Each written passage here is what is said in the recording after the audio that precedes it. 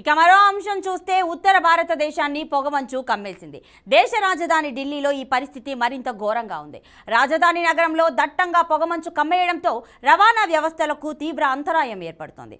17 విమాన సర్వీసులను రద్దు చేశారు. దాదాపు 30 విమానాలు ఆలస్యంగా నడుస్తున్నాయి. ఇక అదేవిధంగా పలు రైళ్లను రద్దు చేశారు అధికారులు.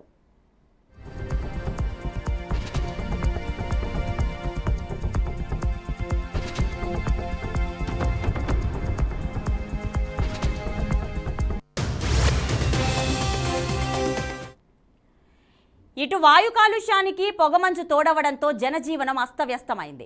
పొగమంచు విమాన రాకపోకలపై తీవ్ర ప్రభావం చూపింది.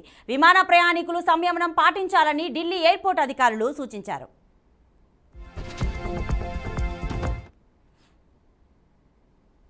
एथियाक एयरवेज की फ्लाइट है, तो वो 8:40 पे छूटनी थी, तो अब वो दिखा रहे हैं कि अराउंड 10:30 8:40 की थी सुबह, और अभी कह रहे हैं कि अराउंड 10:30 बजे छूटेगी. हो सकता है कि अभी तक कुछ पॉसिबिलिटी ऐसा कुछ बताया नहीं है, कुछ एश्योरेंस नहीं दिया है उन्होंने. अभी तो अंदर जाके ही वेट करेंगे और क्या, क्योंकि मेनली कह रहे हैं कि ड्यू टू वेदर, तो फॉग की वजह से कह रहे हैं. हाँ, दिक्कत तो हुआ है, जैसे अब काफ़ी देर से ज़्यादा वेट करना पड़ेगा.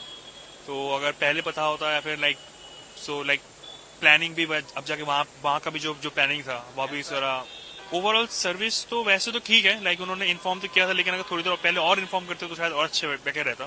लाइक 1 घंटे पहले इन्फॉर्म किया था उन्होंने, तो तब तो ऑलमोस्ट सब कुछ तय हो चुका था. तो अगर थोड़ी देर पहले बताते या फिर कल रात को बताते तो शायद आज थोड़ा और अच्छे से प्लानिंग कर पाता. बट एनीवे सब क्या कर सकते हैं.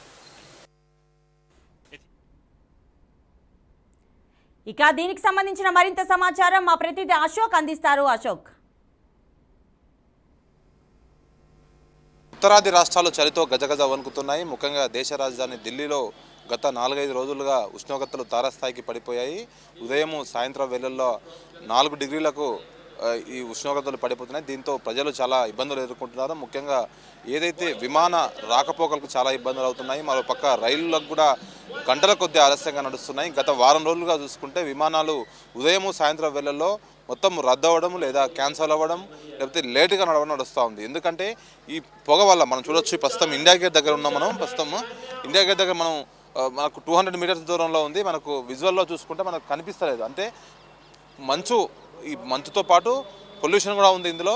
సో దీని కారణం వల్ల ఫ్లైట్స్ చాలా వరకు రద్దు అవుతున్నాయి. లో విజిబిలిటీ, సిగ్నలింగ్ ప్రాబ్లం వల్ల ఫ్లైట్లు చాలా వరకు రద్దు చేసే పరిస్థితి ఏర్పడుతూ ఉంది. మరోపక్క ప్రయాణికులు అయితే చాలా ఇబ్బందులు పడుతున్నారు. ఏదైతే సుదీర్ఘ గమ్యస్థానాలకు వెళ్లాల్సిన వాళ్ళు, ఎమర్జెన్సీ పనుల కోసం, బిజినెస్ పనుల కోసం, ఎగ్జామ్స్ కోసం వెళ్ళే వాళ్ళు చాలా ఇబ్బందులు పడుతున్నారు. సో రోజుకు 30 నుంచి 40 విమానాలు క్యాన్సిల్ అవుతున్నాయి. మరోపక్క రైళ్లు కూడా చాలా గంటల కొద్దీ లేట్ నడుస్తున్నాయి. సో 12 గంటల్లో వెళ్లాల్సిన ట్రైన్లు 20 గంటలు 25 గంటలు లేటుగా నడుస్తున్నాయి. దీనికి ప్రధాన కారణము లో విజిబిలిటీ. సో దీనిపైన ఇప్పటికే ఢిల్లీ ప్రభుత్వం అయితే అప్రమత్తమైంది. ఢిల్లీలో ఈ చలిగాలులతో పాటు ఈ మంచుతో పాటు ఈ చలి విపరీతంగా ఉండడం వల్ల స్కూల్స్ కూడా సెలవులు ప్రకటించింది. మరోపక్క చిన్నపిల్లలు, వృద్ధులు అయితే చాలా ఇబ్బందులు పడుతున్నారు. బయటికి రాలేని పరిస్థితి వస్తుంది.